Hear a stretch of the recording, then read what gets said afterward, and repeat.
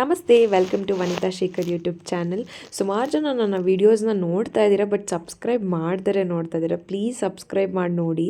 ನಾನು ಒಳ್ಳೊಳ್ಳೆ ವೀಡಿಯೋಸ್ ಮಾಡಿ ನಿಮಗೆ ಪೋಸ್ಟ್ ಮಾಡೋಕ್ಕೆ ನನಗೂ ಒಂದೊಳ್ಳೆ ಮೋಟಿವೇಶನ್ ಸಿಗುತ್ತೆ ಅಂತ ಹೇಳ್ತಾ ಇವತ್ತಿನ ಈ ಬ್ಲಾಗ್ಗೆ ನಿಮ್ಮೆಲ್ಲರಿಗೂ ವೆಲ್ಕಮ್. ಸೊ ಇದು ಟ್ಯೂಸ್ಡೇ ಬ್ಲಾಗು. ನಮ್ಮ ಮನೆ ಹತ್ರ ಇರುವಂಥ ಸುಬ್ರಹ್ಮಣ್ಯನ ದೇವಸ್ಥಾನಕ್ಕೆ ಎವ್ರಿ ಟ್ಯೂಸ್ಡೇಸ್ ಹೋಗ್ತೀನಿ. ಸೊ ಅಲ್ಲಿ ತೆಗ್ದಿರೋಂಥ ಸ್ಮಾಲ್ ಕ್ಲಿಪ್ಪಿಂಗ್ಸ್ ನಿಮ್ಮೆಲ್ಲರಿಗೂ ಕೂಡ, ಇದು ನಾನೇ ಸೆಲ್ಫ್ ವಿಡಿಯೋ ಮಾಡಿರೋದು. ಸೊ ಐ ಹೋಪ್ ಈ ವಿಡಿಯೋ ನಿಮ್ಗೆ ಇಷ್ಟ ಆದಲ್ಲಿ ಪ್ಲೀಸ್ ಲೈಕ್ ಮಾಡಿ, ಶೇರ್ ಮಾಡಿ, ಹಾಗೂ ನನ್ನ ಚಾನಲ್ಗೆ ಸಬ್ಸ್ಕ್ರೈಬ್ ಮಾಡಿ ನೋಡಿ ಅಂತ ಕೇಳ್ಕೊಳ್ತೀನಿ.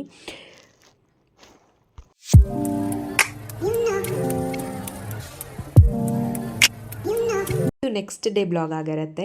ಸೊ ನಮ್ಮ ಯೋಗ ಕ್ಲಾಸಲ್ಲಿ ರಥಸಪ್ತಮಿ ದಿವಸ 108 ಸೂರ್ಯ ನಮಸ್ಕಾರ ಪ್ರಾಕ್ಟೀಸ್ನ ಮಾಡಿಸಿದ್ರು.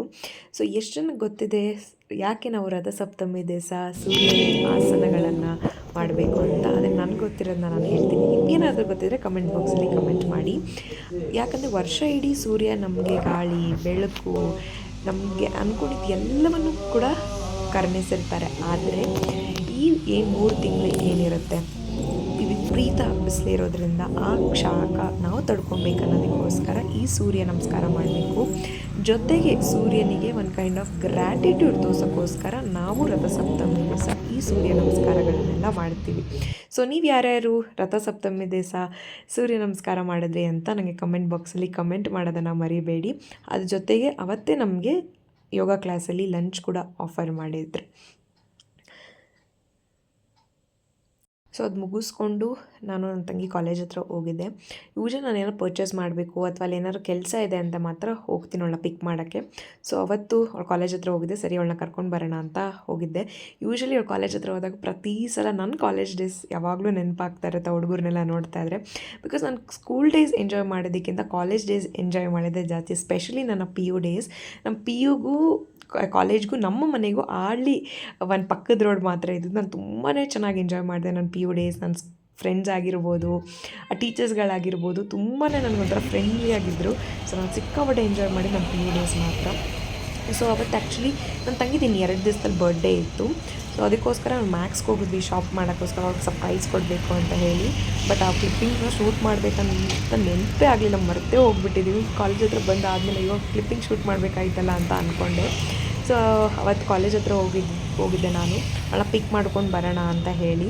ಸೊ ಎಷ್ಟೊತ್ತಾದರೂ ಅವಳು ಬಂದೇ ಇರಲಿಲ್ಲ. ಲೈಬ್ರರಿಗೆ ಬುಕ್ ಕೊಡಬೇಕಂತ ಹೇಳಿ ಎಷ್ಟೊತ್ತರೂ ಬಂದೇ ಇಲ್ಲ. ಆ್ಯಕ್ಚುಲಿ 1:15ಗೆ ಬಿಡ್ತಾರೆ ಅಂತ ಹೇಳಿದ್ಲು. ನೋಡಿದ್ರೆ 1:15 ಆದರೂ ಅವಳು ಇನ್ನೂ ಬಂದಿಲ್ಲ. ಅವತ್ತು ಬೇರೆ ಸಿಕ್ಕಾಪಟ್ಟೆ ಬಿಸಿಲಿತ್ತು. ನನಗಂತೂ ಕಾದಿ ನಿಜವಾಗ್ಲೂ ಸಾಕಾಗ್ಬಿಟ್ಟಿತ್ತು. ಸೊ ನೋಡಿ ಹೇಗೆ ಹೇಳ್ತೀನಿ ಅವಳಿಗೆ ಅಂತ. ನೋಡಿ ಅವಳೇ ನನ್ನ ತಂಗಿ ನನ್ನನ್ನು ಗಂಟೆ ಗಾಡೀಲಿ ಕಾಯಿಸ್ಕೊಳ್ಳೆ ನಡ್ಕೊಂಡು ಹೋಗ್ತಾಳೆ ನೋಡಿ. ಹಂಗೆ ಅಲ್ವಾ, ನಡ್ಕೊಂಡು ಹೋಗು ಶಮಿತಾ ಪ್ಲೀಸ್. ಬಾಯ್. ಇಷ್ಟೊತ್ತು ನನ್ನ ಟೈಮ್ ವೇಸ್ಟ್ ಮಾಡಿದ್ಯಾ? ಇಲ್ಲ, ನೀವು ಅಪ್ಪ 50 ರೂಪಾಯಿ ಕೊಟ್ಟವ್ರಂತಲ್ಲ, ನಡ್ಕೊಂಡು ಹೋಗಮ್ಮ. ಬರಲಾ ನಾನು? ಹಾಂ ಬರ್ತೀನಿ, ಬಾಯ್. ನನ್ನನ್ನು ಇಷ್ಟೊತ್ತು ಗಂಟೆ ಫುಟ್ಪಾತ್ ಮೇಲೆ ಕಾಯಿಸಿದ್ದಾಳೆ. ಬೇಡ, ನೀನು ಹತ್ತಬೇಡ, ಹತ್ತಂಗಿಲ್ಲ. ನಾನು ವಿಡಿಯೋ ರೆಕಾರ್ಡ್ ಮಾಡ್ಕೊತಾ ಇದ್ದೀನಿ. ವಿಡಿಯೋ ರೆಕಾರ್ಡ್ ಮಾಡ್ಕೊತಾ ಇದ್ದೀನಿ ನಾನು. ಅದಾದಮೇಲೆ ನಾವು ಬಂದಿದ್ದು ಒಂದು ಮಾರ್ಟ್ಗೆ, ಬಿಗ್ ಮಾರ್ಟ್ ಅಂತ.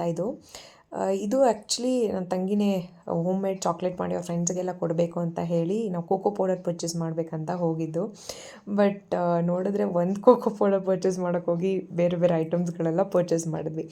ಸ್ಪೆಷಲಿ ನನ್ನ ವಿಚಾರದಲ್ಲಿ ಹೀಗೆ ಆಗುತ್ತೆ, ನಾನು ಹೋಗೋದೇ ಒಂದು ಸ್ಮಾಲ್ ಏನೋ ಒಂದು ಪರ್ಚೇಸ್ ಮಾಡಬೇಕಂತ, ಅದು ಇದು ನೋಡಿ ಎಲ್ಲ ತೊಗೋಬೇಕು ಅಂತ ನನಗೆ ಅನಿಸ್ತಾ ಇರುತ್ತೆ. ಸೊ ಅದಾದಮೇಲೆ ಪನ್ನೀರ್ ತೊಗೋಬೇಕು ಅಂತ ಅನಿಸ್ತು. ಆ್ಯಂಡ್ ಫಸ್ಟ್ ಯೋಗರ್ಟ್ ತೊಗೊಳ್ಳೋಣ ಅಂತ ಅಂದ್ಕೊಂಡೆ, ಬಿಕಾಸ್ ನನಗೆ ಸಿಕ್ಕಾಪಟ್ಟೆ ಸ್ವೀಟ್ ಕ್ರೇವಿಂಗ್ಸ್ ಆಗುತ್ತೆ. ಸೊ ಅಟ್ಲೀಸ್ಟ್ ಸ್ವೀಟ್ ತಿನ್ನೋ ಬದಲು ಯೋಗರ್ಟ್ ಆದರೂ ತಿಂದು ಅಟ್ಲೀಸ್ಟ್ ಒಂದು ಸ್ವೀಟ್ ತಿಂದಂಗೆ ಆಗುತ್ತೆ, ಒಂದು ಏನೋ ಪ್ರೋಟೀನ್ ಸಿಗುತ್ತೆ ಅಂತ ಹೇಳಿ ಯೋಗರ್ಟ್ ತೊಗೊಳ್ಳೋಣ ಅಂತ ಅಂದ್ಕೊಂಡೆ.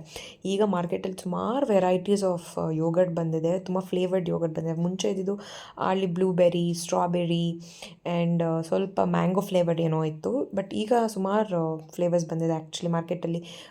ನಾನು ತೊಗೊಂಡಿದ್ದು ಕಿವಿ ಫ್ಲೇವರ್ಡು, ಅದ್ರ ಜೊತೆಗೆ ಗ್ರೇನ್ಸ್ ಅಂತ ಹೇಳಿ, ಮಿಕ್ಸ್ ಗ್ರೇನ್ಸ್ ಸೀರಿಯಲ್ಸ್ ಅಂತ ಹೇಳಿ ಬಂದಿದೆ.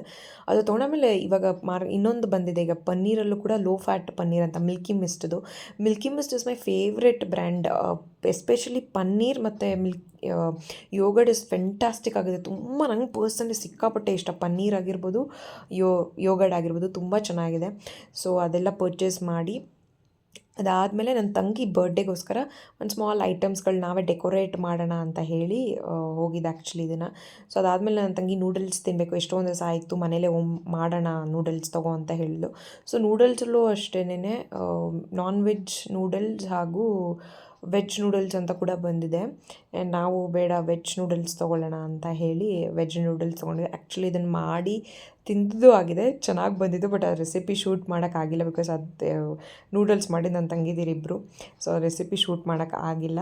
ಸೊ ಚೆನ್ನಾಗಿ ಮಾಡಿದ್ರಿಬ್ರು ಸೇರಿ ನೂಡಲ್ಸ್ನ. We had nice noodles last Sunday, ಚೆನ್ನಾಗಿತ್ತು. ಸೊ ನಾನು ಆ ಕ್ಲಿಪ್ಪಿಂಗ್ಸ್ನ ನಿಮಗೆ ಈಗ ಶೇರ್ ಮಾಡ್ತಾಯಿದ್ದೀನಿ. ಸೊ ಇದನ್ನು ನನ್ನ ತಂಗಿನ ಕೈಲಿ ಇಟ್ಕೊಂಡಿದ್ದಲ್ಲ, ಅದನ್ನು ಆ್ಯಕ್ಚುಲಿ ಅವಳು ಚಾಕ್ಲೇಟ್ ಮೋಲ್ಡ್ ಮಾಡಬೇಕು ಅಂತ ಹೇಳಿ ತೊಗೊಂಡಿದ್ದಾಳೆ. ಸೊ ಅದಾದಮೇಲೆ 1 ವೀಕ್ ಏನು ತರಕಾರಿ ಬೇಕೋ ಅದನ್ನು ನಾನೇ ತಂದುಬಿಡ್ತೀನಿ, ಅಥವಾ ನಾವು ಸಣ್ಣ ಪುಟ್ಟ ಬೇಕಂದ್ರೆ ನಮ್ಮ ಮನೆ ಹತ್ರ ತೊಗೊಳ್ತಾರೆ. ನಮ್ಮ ಮನೆ ಹತ್ರ ಸಿಕ್ಕಾಪಟ್ಟೆ ತರಕಾರಿ ಕಾಸ್ಟ್ಲಿ. ನೀವು ನೋಡ್ಬಿಟ್ಟು ಟೊಮೆಟೊ 60 ರುಪೀಸ್ ಇದೆ, ನಮ್ಮ ಮನೆ ಹತ್ರ 25 ಆದರೂ ಹೇಳೋಕ್ಕಾಗಲ್ಲ. ಸೊ ಇದಕ್ಕೆ ಮುಂಚೆ ನಾವು ಇದ್ದಿದ್ದು ಹಳೆ ಮನೆ ರೋಡಿದು. ಸೊ ಅಲ್ಲೇ ನಾವು ಏನೇ ತರಕಾರಿಗಳಿದ್ರು ಪರ್ಚೇಸ್ ಮಾಡಿಬಿಡ್ತೀನಿ. ಸೊ ನಂಗೆ ಅದಕ್ಕೆ ಆ್ಯಕ್ಚುಲಿ ಕ್ಲಿಪ್ಪಿಂಗ್ ಶೇರ್ ಮಾಡೋಕ್ಕಾಗಲಿಲ್ಲ ಬಿಕಾಸ್ ಅಲ್ಲಿ ಕತ್ತಲೆ ಇತ್ತು. ಅದಾದಮೇಲೆ ಇದು ಪಾಲಕ್ ಕಿಚಡಿ ಹೇಳಿ ಮಿಲ್ಲೆಟ್ಟಿಂದ ಮಾಡ್ತಾ ಇರೋವಂಥ ಪಾಲಕ್ ಕಿಚಡಿ.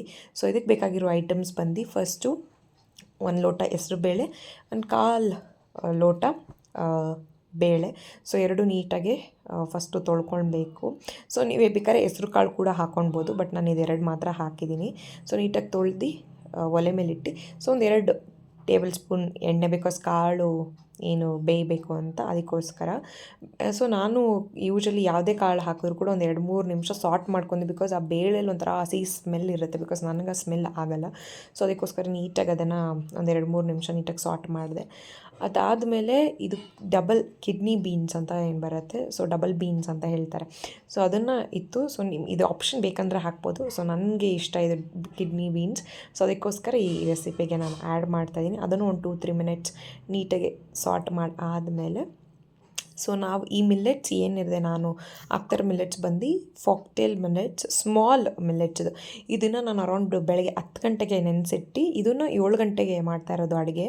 ಸೊ ನೀವೇನಾದ್ರು ನೈಟ್ ಮಾಡಬೇಕು ಅಂತ ಅಂದರೆ ಬೆಳಗ್ಗೆ ನೆನೆಸಿಟ್ಕೊಳ್ಳಿ. ಅಕಸ್ಮಾತ್ ನೀವು ಬೆಳಗ್ಗೆ ಮಾಡಬೇಕು ಅಂತಂದರೆ ನೈಟೇ ನೆನೆಸಿಡಿ. ಬಿಕಾಸ್ ಯಾಕಂತಂದರೆ ಮಿಲ್ಲೆಟ್ಸು ಡೈಜೆಷನ್ ಆಗೋಕ್ಕೆ ಸ್ವಲ್ಪ ಟೈಮ್ ಹಿಡಿಯುತ್ತೆ.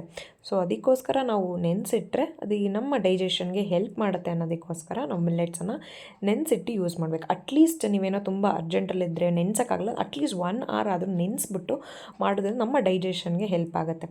ಸೊ ಅದೇ ನಾನು ನೆನೆಸಿಟ್ಟಿದ್ನಲ್ಲ ನೀರು, ಅದೇ ನೀರನ್ನ ನಾನು ಯೂಸ್ ಮಾಡ್ಕೊಳ್ತಾ ಇದ್ದೀನಿ.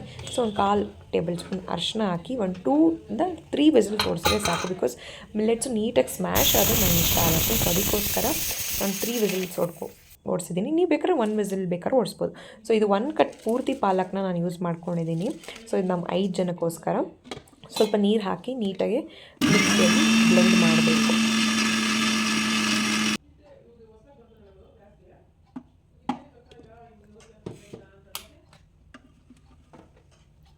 ಸೊ ಇದು ಆಲ್ಮೋಸ್ಟ್ ನಿಮ್ಮೆಲ್ಲರಿಗೂ ಗೊತ್ತಿರುತ್ತೆ, ಹುಳ್ಳಿಕಾಳು ಒಗ್ಗರಣೆ ಹಾಕೋದನ್ನು. ಅದೇನು ನಾನು ರೆಸಿಪಿ ಶೂಟ್ ಮಾಡ್ಕೊಂಡಿಲ್ಲ. ಸೊ ಮೀನ್ ವೈಲ್ ಶೂಟ್ ಮಾಡ್ತೀನಲ್ಲ, ಸೊ ಅದನ್ನು ಕೂಡ ನಿಮ್ಗೆ ತೋರಿಸಿದ್ದೀನಿ. ಮಿಲ್ಲೆಟ್ ಜೊತೆಗೆ ಹುಳ್ಳಿಕಾಳು ಪಲ್ಯ. ಒಂದು ಕಡಾಯಿಗೆ 2-3 ಟೇಬಲ್ ಸ್ಪೂನ್ ಆಫ್ ಆಯಿಲ್. ಆಮೇಲೆ ಒಗ್ಗರಣೆಗೆ ಏನೇನು ಬೇಕು ಅಂದರೆ ಸಾಸಿವೆ, ಜೀರಿಗೆ, ಕರಿಬೇವು, ಇಂಗು ಹಾಗೂ ಕಾಳು ಮೆಣಸು.